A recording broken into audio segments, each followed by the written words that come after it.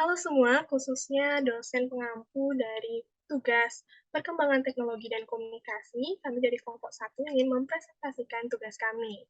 Saya sendiri, Kadek Herayuni Arina, dengan NIM 0213010003, dan teman saya Imade Andika Padesya dengan NIM 0213010009. Kali ini kami mengambil judul Efisiensi Peralihan Sinyal Analog ke Sinyal Digital terhadap Media Televisi di Dunia.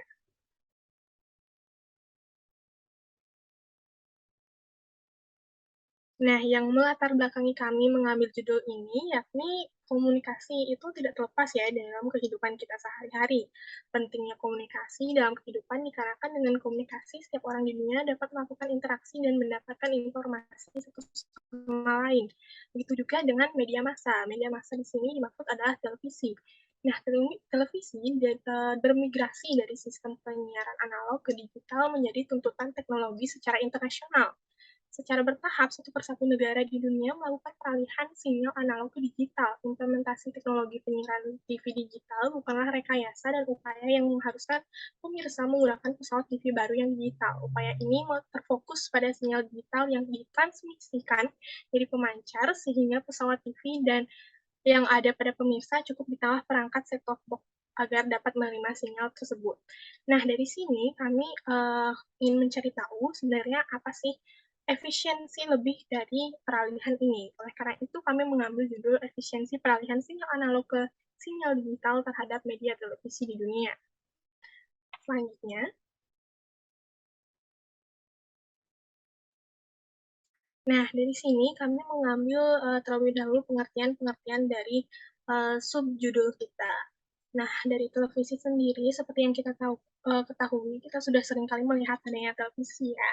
Nah, kata televisi itu terdiri dari kata tele yang berarti jarak dari bahasa Yunani dan kata visi yang berarti citra atau gambar dalam bahasa Latin.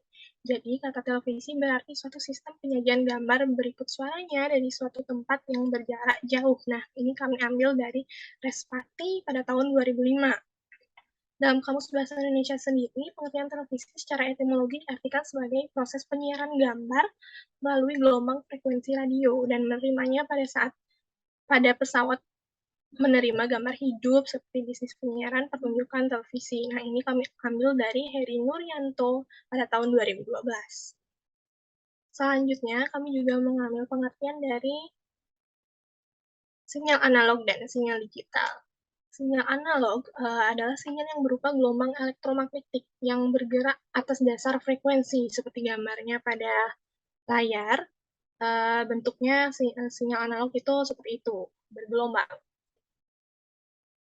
Next. Nah, sinyal digital sendiri merupakan hasil teknologi yang dapat mengubah sinyal menjadi kombinasi urutan bilangan 0 dan 1, juga dengan biner sehingga tidak mudah terpengaruh oleh derau, proses informasinya pun mudah, cepat, akurat, tetapi transmisi dengan sinyal digital hanya mencapai jarak jangkau pengiriman data yang relatif dekat. Nah, sinyalnya itu berbentuk seperti pada gambar. Oke. Nah, dari ketiga pengertian tadi, terdapat juga sejarah-sejarah adanya dari televisi, sinyal digital, dan sinyal analog. Nah, sekarang saya akan menjelaskan sejarah dari televisi itu sendiri. Seperti yang kita tahu, kalau saya sendiri, lahir langsung udah tahu ya adanya televisi, tapi ternyata televisi itu ada pada tahun 1884. Seorang mahasiswa di Berlin yang menciptakan sebuah alat yang merupakan cikal bakal pesawat televisi. Namun prinsip-prinsip televisi ini tidak dapat dilepaskan dari penemuan teknologi radio. Pada tahun itu pula penemuan Paul Nico itu dipatenkan. Nico bercita-cita menjadi prinsip-prinsip pembentukan gambar yang kemudian dikenal sebagai Jantra Nico dalam majalah Icon Juni 1997. Dipaparkan secara rinci sejarah terciptanya televisi. Gagasan awal televisi adalah transmisi elektrik dari elemen gambar dan suara menjadi simultan. Nah, dari sanalah gelar Bapak Pertelevisian Dunia akhirnya jatuh pada Paul Nico. Next, sejarah dari sinyal analog dan sinyal digital. Revolusi dari teknologi mekanik dan teknologi analog ke teknologi digital yang telah terjadi dari tahun 1875 dan sampai saat ini masih terus berlanjut.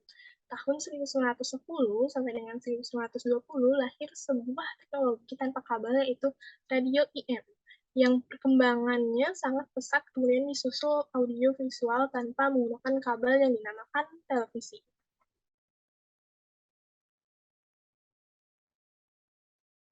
Nah, selanjutnya akan dijelaskan oleh teman saya, Dika. Oke, terima kasih atas kesempatannya. Berikut ini saya akan menjelaskan tentang efisiensi peralihan sinyal analog ke sinyal digital terhadap media televisi di dunia. Seperti yang sudah dibahas sebelumnya bahwa sekarang ini semua teknologi analog perlahan sudah berubah atau dialihkan menjadi teknologi digital. Perubahan ini tentu bertujuan baik agar manusia di seluruh dunia dapat menggunakan teknologi dengan lebih mudah dan efisien. Untuk itu dicari tahu lebih lanjut mengenai efisiensi yang didapatkan dengan menerapkan peralihan ke sinyal digital ini. Nah, tentunya dari peralihan sinyal analog ke sinyal digital ini memiliki manfaatnya. Salah satunya manfaat tersebut datang dari lembaga penyiaran yang dapat manfaatnya itu efisiensi infrastruktur dan biaya akan efisiensi. Selanjutnya datang dari industri kreatif. Nah, di industri kreatif ini dapat dimanfaatkan juga menumbuhkan industri konten. Selain itu, ada datang dari industri perangkat yang bermanfaat juga peluang industri dalam negeri untuk memproduksi set-top box dan pesawat televisi digital. Selain itu, pemerintah juga mendapatkan manfaatnya, yakni efisiensi dan maksimalisasi penggunaan spektrum frekuensi. Satu frekuensi bisa digunakan bersama sampai 12 kanal untuk televisi atau satu frekuensi bisa sampai 28 kanal untuk radio. Dan yang terakhir, tentu saja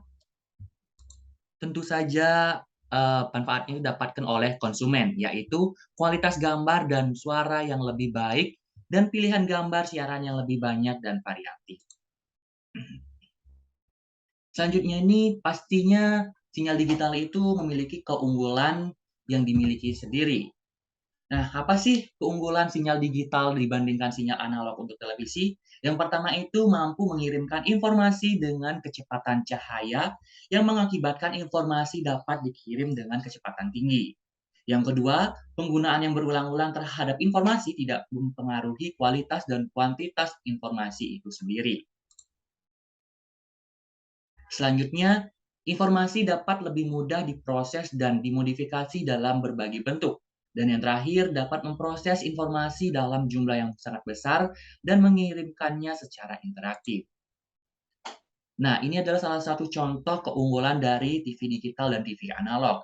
Jadi di TV analog itu, eee, gambarnya itu agak buram, kurang jernih dan suaranya kurang jernih, sedangkan TV digital suaranya itu jernih dan gambarnya pun jernih. Nah, jadi, gimana sih kualitas tayangan siaran yang membawa manfaat bagi masyarakat dunia? Nah, ternyata kualitas tayangan siaran siaran ini terdapat 2 aspek. Yang pertama, kualitas penerimaan audio visual yang lebih bersih dan tajam gambarnya, lebih jernih suaranya, dan bisa dikombinasikan dengan layanan data atau data cache yang interaktif. Yang kedua, kualitas yang berkaitan dengan isi dan program siaran yang bermutu, mencerahkan, mencerdaskan, memperkuat persatuan, membina karakter dan jati diri bangsa yang beriman dan bertakwa, sebagaimana tujuan dari penyiaran itu sendiri. Nah, kesimpulan dari presentasi kali ini adalah manfaat berbagai pihak dalam segi efisiensi dari digunakannya sinyal digital dalam penyiaran televisi di dunia antara lain. Dari lembaga penyiaran ada efisiensi infrastruktur dan biaya operasional. Dari industri kreatif ada menumbuhkan industri konten. Dari industri perangkat ada peluang industri dalam negeri untuk memproduksi set-top box dan pesawat televisi digital.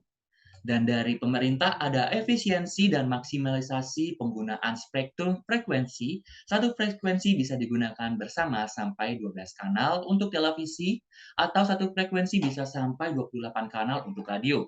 Dan yang terakhir dari konsumen bisa mendapatkan kualitas gambar dan suara yang lebih baik, pilihan program siaran yang lebih banyak dan variatif.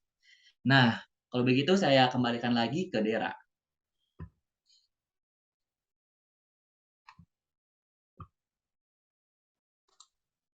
Cuk, cuk, yuk, cuk.